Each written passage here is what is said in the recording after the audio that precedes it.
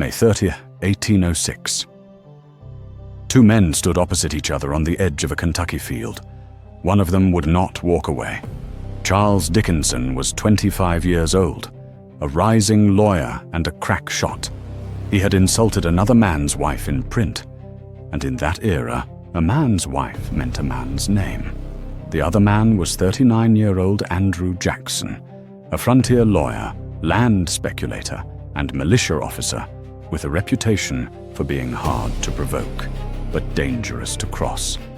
He wasn't famous yet, not even close. But this duel would make him unforgettable. The trouble began with horse racing debts and spiraled into newspaper attacks. Dickinson called Jackson a coward. Then he accused Rachel Jackson, Andrew's wife, of living in sin. In 1806, America, those were fighting words. Jackson challenged him. The rules were formal. Pistols, 12 paces, fire on command.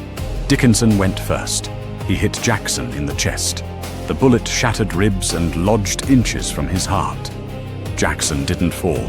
He took his time. Then he shot Charles Dickinson in the stomach. The wound was catastrophic. Dickinson collapsed. He bled for over 12 hours before dying in agony.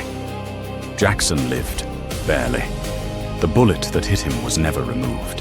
It remained in his chest for the rest of his life. The public backlash was swift. Even in a culture that tolerated dueling, many were appalled. Dickinson had already fired. Some saw Jackson's return shot as revenge, not honor. But Jackson never apologized. To him, it was justice.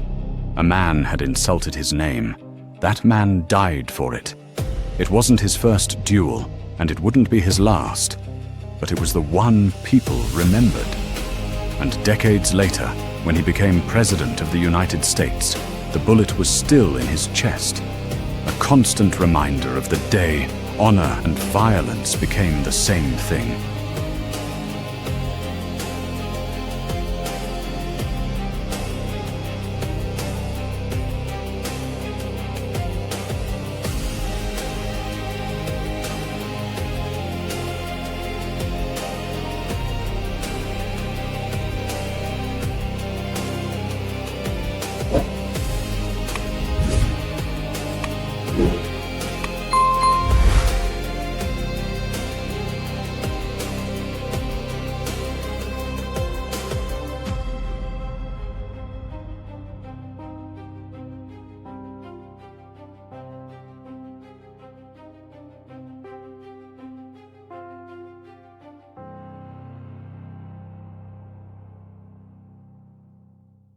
May 30th, 1806.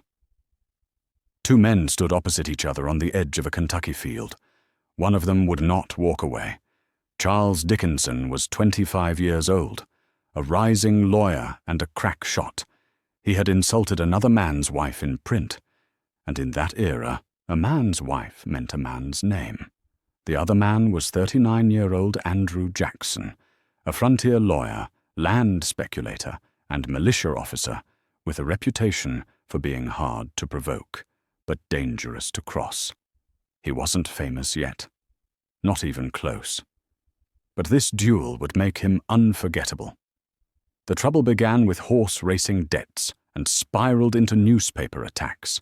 Dickinson called Jackson a coward. Then he accused Rachel Jackson, Andrew's wife, of living in sin. In 1806, America, those were fighting words. Jackson challenged him. The rules were formal. Pistols, 12 paces, fire on command. Dickinson went first. He hit Jackson in the chest. The bullet shattered ribs and lodged inches from his heart. Jackson didn't fall. He took his time. Then he shot Charles Dickinson in the stomach. The wound was catastrophic. Dickinson collapsed. He bled for over 12 hours before dying in agony. Jackson lived, barely. The bullet that hit him was never removed.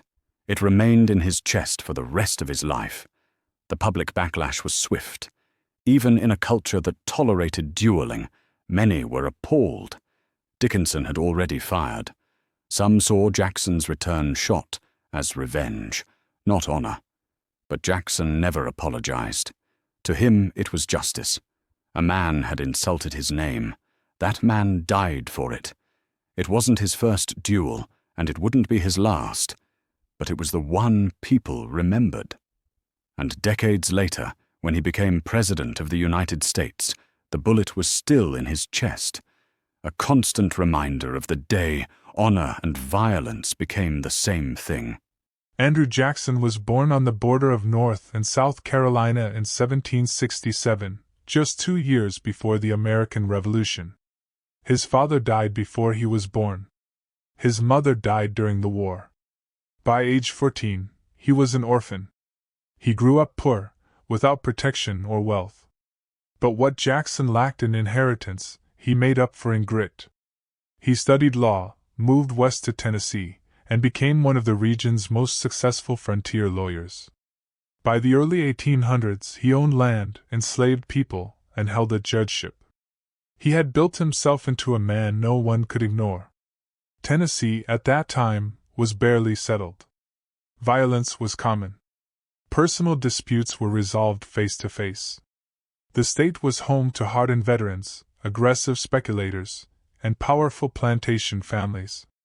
In that world, honor wasn't abstract. It was everything. If a man was publicly insulted and didn't respond, he was considered weak.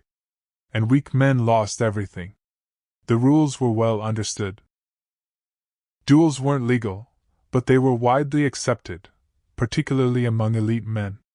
The Code Duel governed how disputes were initiated, how apologies could be offered, and how shots were exchanged if no settlement was reached.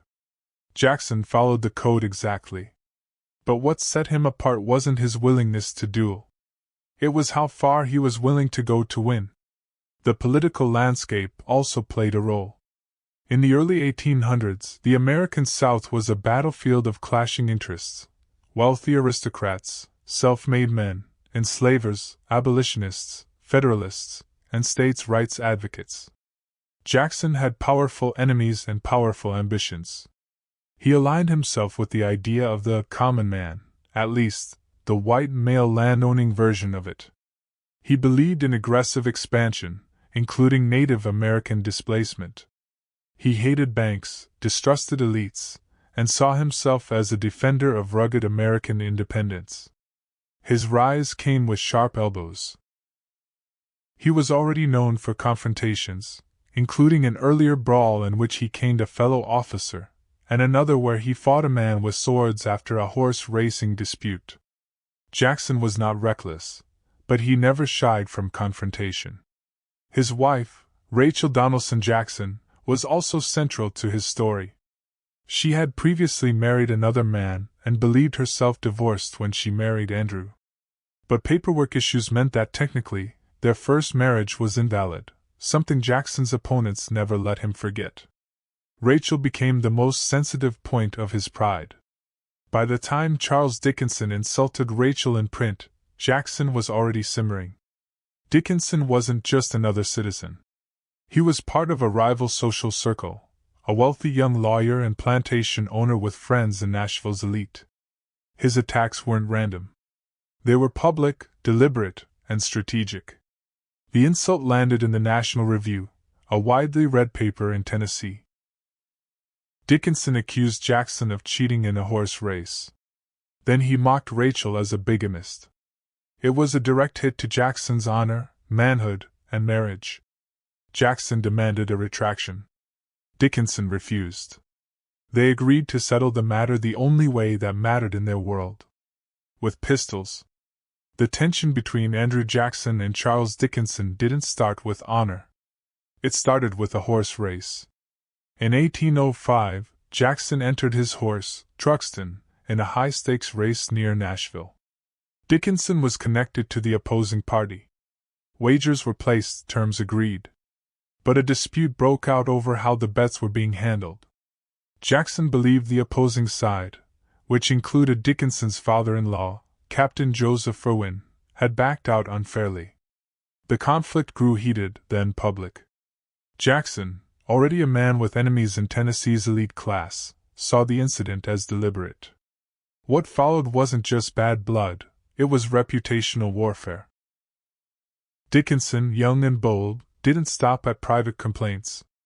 He published personal attacks in a Tennessee newspaper, calling Jackson a worthless scoundrel. He went further, accusing Rachel Jackson of bigamy, pointing to the legal confusion over her divorce and remarriage. In Jackson's world, that crossed a line. By then, he had survived multiple physical confrontations. In one case, he had beaten a man with his cane in the middle of town. In another, he had fought a sword duel and nearly lost his arm. But nothing provoked him like public insult, especially one aimed at Rachel.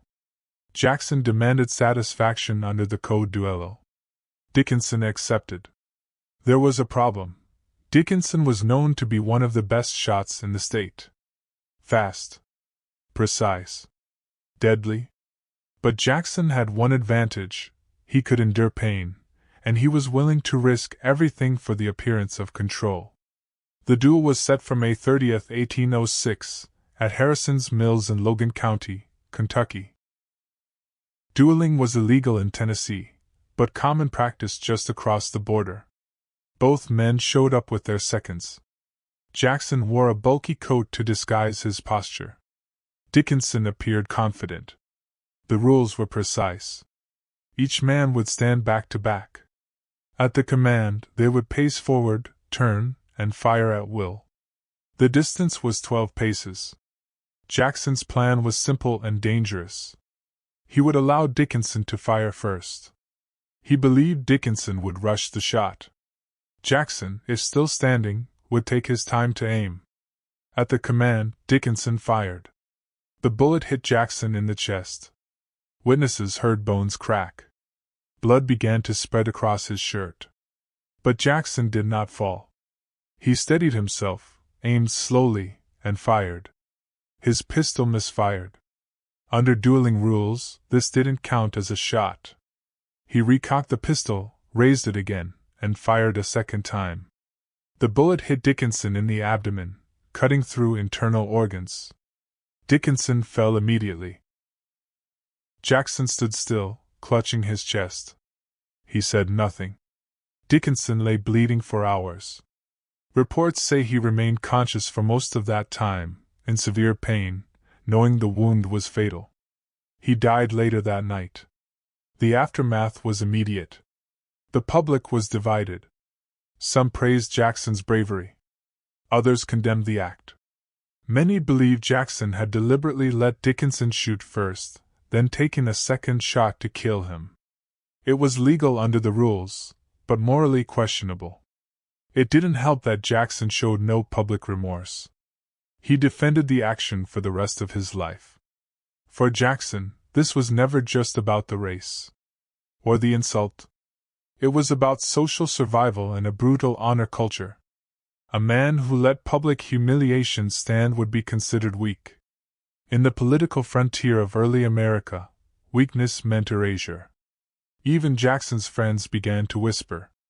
Some believed he had crossed the line, that he had turned honor into cold calculation. But Jackson saw it differently. To him, Dickinson fired first. Dickinson aimed to kill. Dickinson lost. What the public didn't see was that Jackson suffered complications from the wound for the rest of his life. The bullet that entered his chest cracked his ribs and lodged dangerously close to his heart.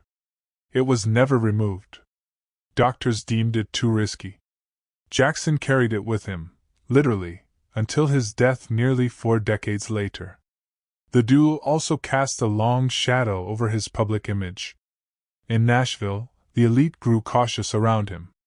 He was viewed as unpredictable, dangerous, and willing to use violence to settle personal scores. But in rural Tennessee and among poorer white settlers, Jackson's image hardened into something else: a fighter.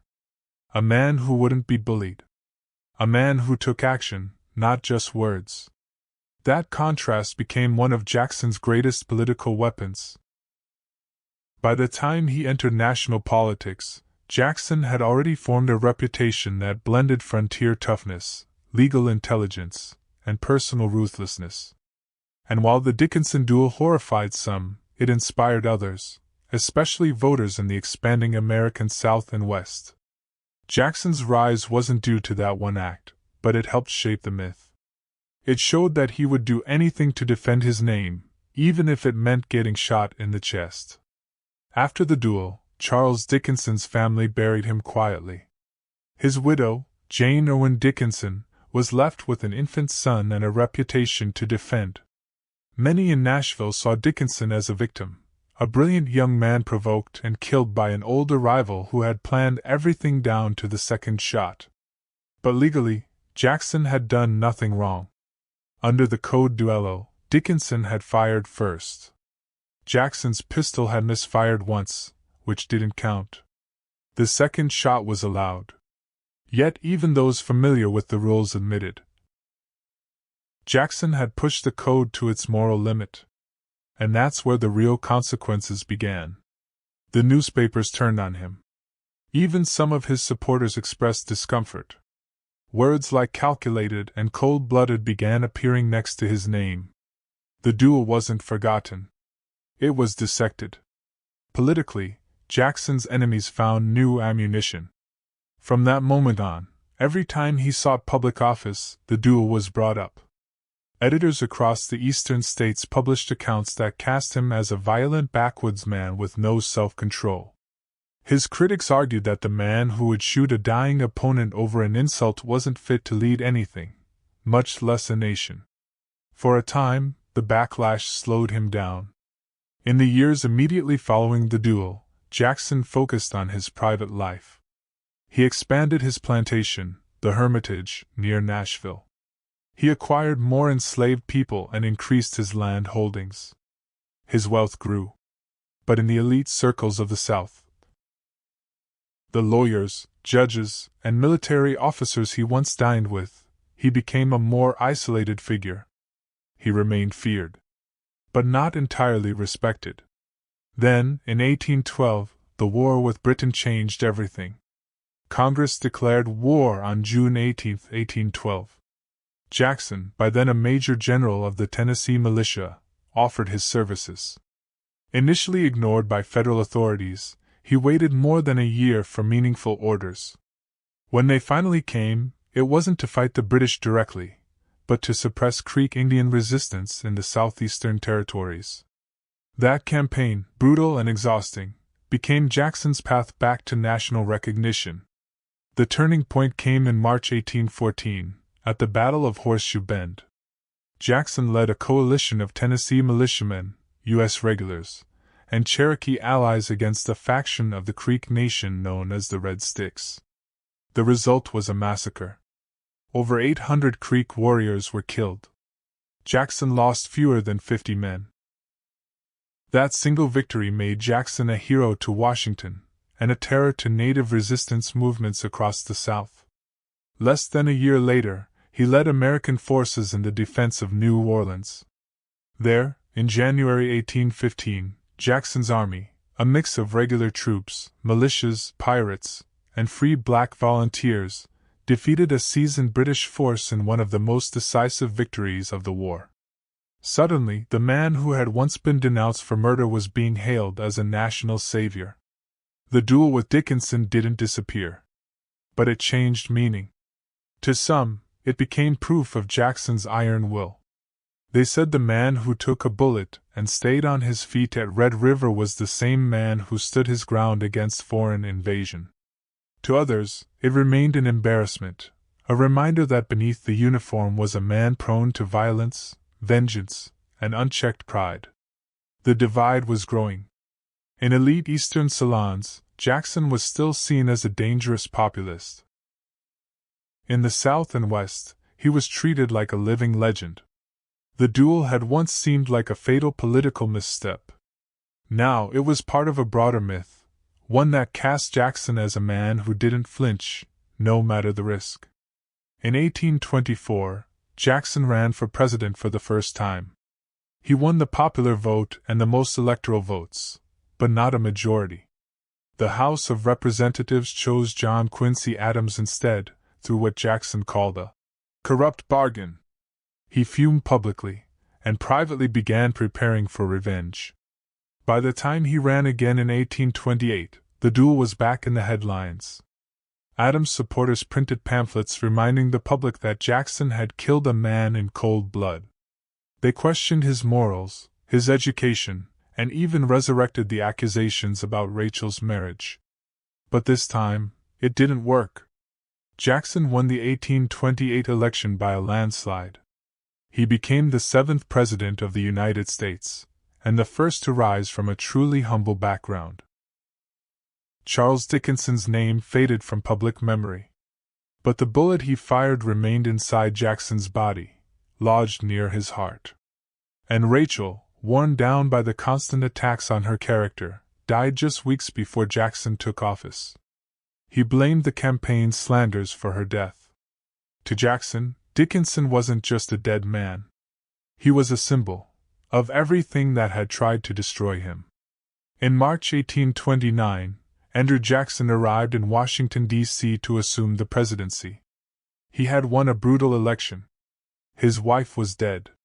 His enemies were waiting.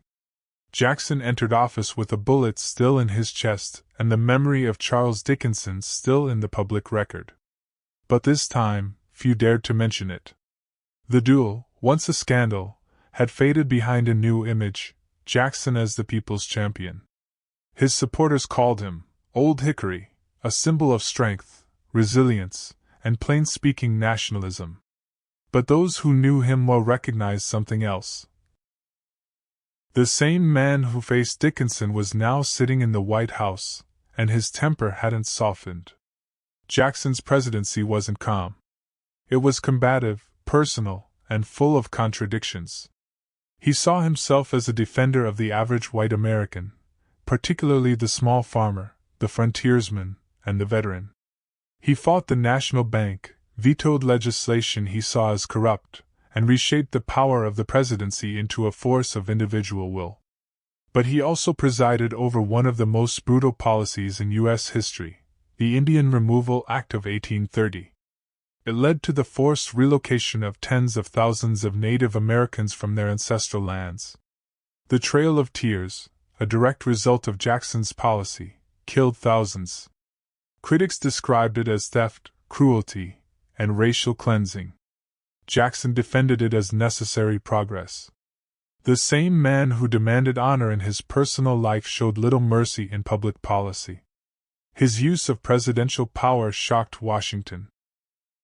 He fired cabinet members, bypassed Congress, and relied heavily on informal advisors, the so-called kitchen cabinet. His opponents accused him of behaving like a king. And the duel? It never vanished. European diplomats whispered about it. Opposition newspapers recycled it during both of Jackson's presidential campaigns. Every time, the story came back: the young lawyer, the horse race, the insult, the bullet. But Jackson never distanced himself from it. He refused to apologize. He made no statements of regret. If anything, he used the memory of the duel as a warning, a reminder that personal attacks had a price, and that he was not a man to be trifled with. Even his allies saw that edge. Martin Van Buren, his future vice president, once described Jackson as a man of violent passions, capable of acting on impulse when insulted. Supporters admired his toughness. Critics feared his unpredictability. By the end of his second term in 1837, Jackson had permanently altered the office of the presidency.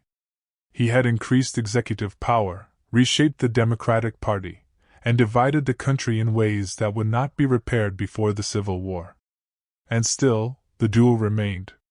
Every biography mentioned it. Every opponent knew it. Every public portrait had a shadow behind it, not just of Charles Dickinson, but of the bullet lodged in Jackson's body, a physical reminder that violence and leadership had been allowed to coexist. In retirement, Jackson returned to the Hermitage in Tennessee. He received visitors, wrote letters, and stayed involved in politics behind the scenes.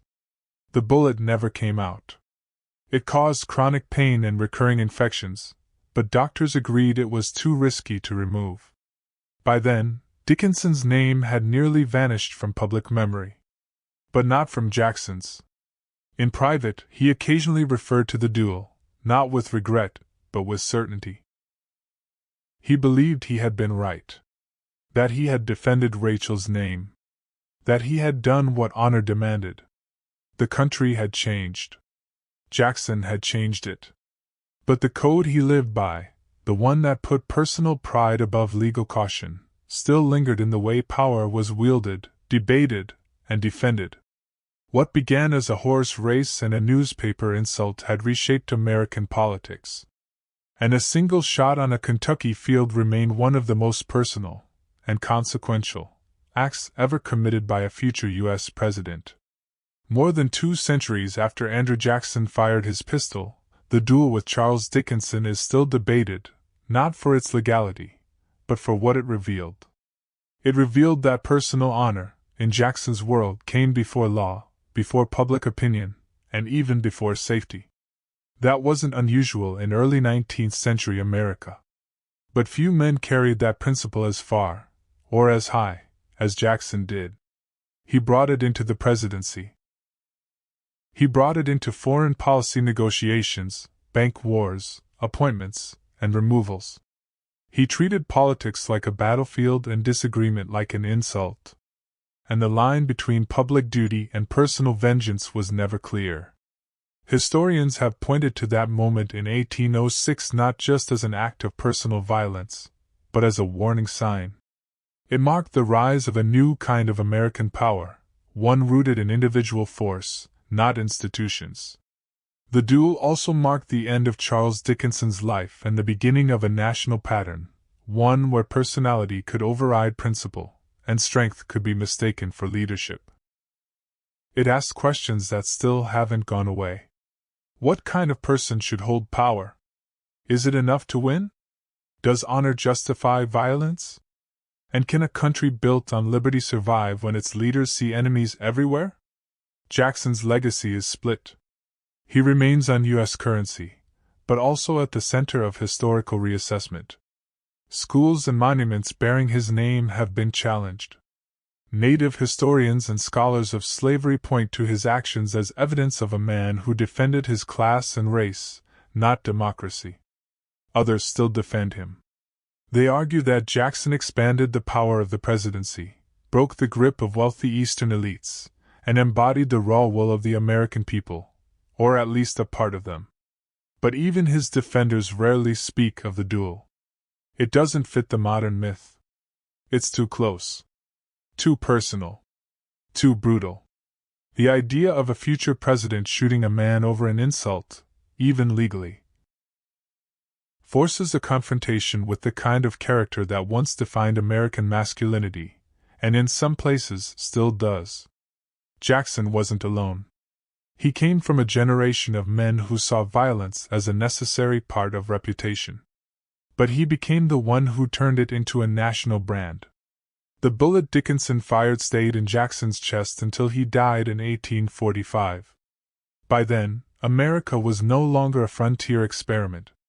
It was expanding westward, enslaving more people, dividing along lines that would erupt into civil war. And the kind of leadership Jackson embodied, bold, defiant, personal, had already reshaped what the presidency meant. The duel didn't make him president. But it did mark the moment he became more than a man. It marked the beginning of a story that blurred the line between honor and ambition. A story that still repeats itself in different forms. Long after the pistols were buried, the questions they raised remain loaded.